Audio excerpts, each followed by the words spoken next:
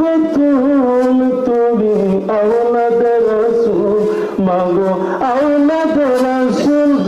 সুবহানাল্লাহ। পাইতে চাও, আমি রাসূলকে মহব্বত করতে চাও, আমি রাসূলকে তোমরা যদি সাদরে গ্রহণ করতে চাও, তাহলে পাক পাঞ্জাতনকে মাইনো। সুবহানাল্লাহ। পাক পাঞ্জাতন তাদেরকে বলা হয় পাঁচজন মানুষ, পবিত্র মানুষ, যাদেরকে আমার আল্লাহ পাক রব্বুল আলামিন পবিত্র বইলা কোরআনে ঘোষণা দিয়েছেন। সুবহানাল্লাহ। কারা কারা? আমার দয়াল নবী হুজুর পাক সাল্লাল্লাহু আলাইহি ওয়াসাল্লাম কাবা শরীফে জন্মগ্রহণ করেছেন। যেরকম সুবহানাল্লাহ। যিনি বেলায়েতের সম্রাট আলী রাদিয়াল্লাহু তাআলা আনহু। যেরকম সুবহানাল্লাহ। গভীর মনোযোগ। 3 নাম্বার হইতেছে মা ফাতেমাতুজ জোহরা রাদিয়াল্লাহু তাআলা আনহা। তিনি জান্নাতের সরদারিনী। হাই হাই কত কষ্ট করেছেন উম্মতের জন্য। যেরকম সুবহানাল্লাহ। কত যে ত্যাগ দিয়েছেন, কত যে ছাড় দিয়েছেন তার আব্বা জানের উম্মতের জন্য, আমাদের জন্য। যেরকম সুবহানাল্লাহ।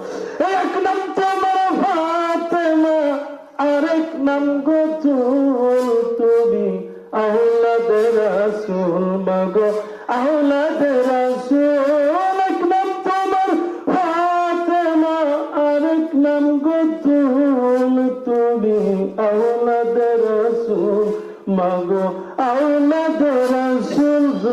সুবহানাল্লাহ। গভীর মনোযোগ। 4 নাম্বার হইতেছে ইমাম হুসাইন রাদিয়াল্লাহু তাআলা আনহু, যিনি কারবালার প্রান্তরে, যিনি গর্দান দিয়ে তামাম দুনিয়ার ইসলামকে সোজা করছেন। যেরকম সুবহানাল্লাহ। যিনি যুদ্ধ করে ওই কাফের বেঈমান ইয়াজিদ দলকে ইমাম হুসাইন রাদিয়াল্লাহু তাআলা আনহু যুদ্ধ করে তাদেরকে পরাজিত করেছে। যেরকম সুবহানাল্লাহ। গভীর মনোযোগ। 5 নাম্বার হইতেছে ইমাম হাসান রাদিয়াল্লাহু তাআলা আনহু। এই 5 জন ব্যক্তিকে পাক পাঞ্জাতন বলা হয়। আমরা পাক পাঞ্জাতন বলি, অনেকেই মন খারাপ করে। কতক্ষণ ঠিক না হয়েছে তো পাক পাঞ্জাতন করি, এটা মনে হয় সুন্নি। কতক্ষণ ঠিক না হয়েছে কয় না?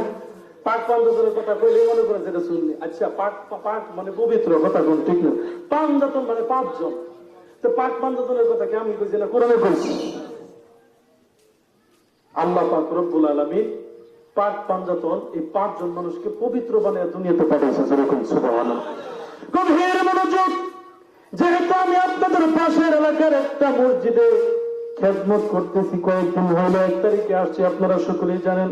মসজিদের মধ্যে ঢুইকাই সর্বপ্রথম দরজার সামনে কেসিকেটের উপরে দেখলাম মসজিদের নাম দেওয়া আছে ইমাম হুসাইন রাদিয়াল্লাহু তাআলা আনহু জামে মসজিদ। সুবহানাল্লাহ।